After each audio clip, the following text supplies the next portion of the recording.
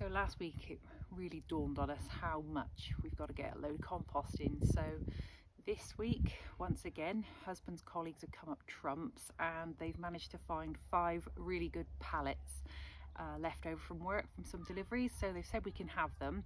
So this week they even brought them and dropped them off at the house, which is fantastic. So the plan is today we're going to put up 2 bays of compost bin next to the leaf mould that we're preparing, and hopefully get a load of compost ready so that in the spring when we start actively growing some stuff, we've got something to put in the raised beds without having to cost a fortune. So yeah, that's the plan of today. If we can get that one job done, that's another one ticked off the list.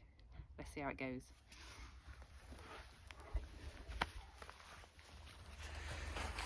Right, we've got 5 pallets.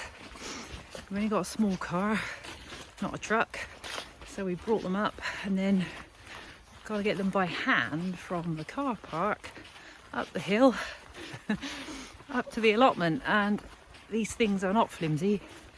Honestly, I swear to God, you could build a ship out of them. They're massive.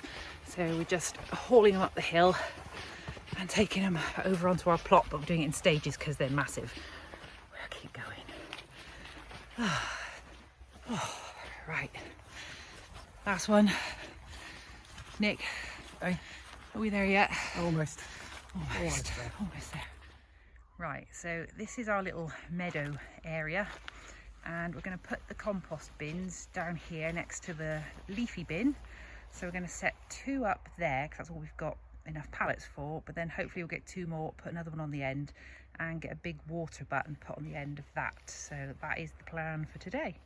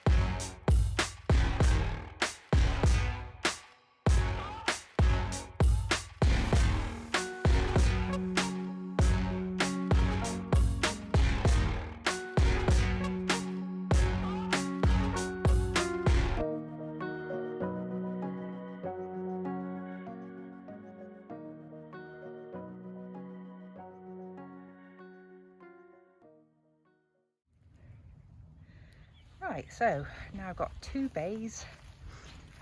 They're really pretty sturdy. We're not the greatest at DIY, but that's a pretty solid job, I think. That one was a bit wobbly in the middle. And that one's fairly solid.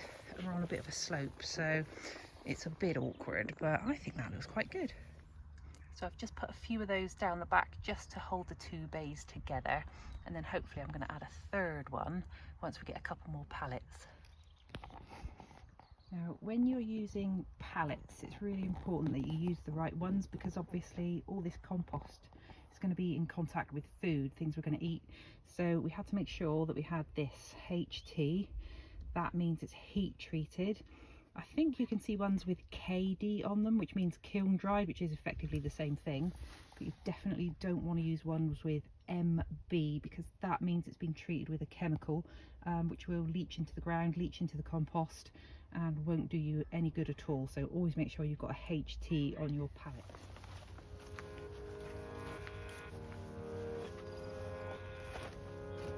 Things that class as brown will be like the wool and the cardboard.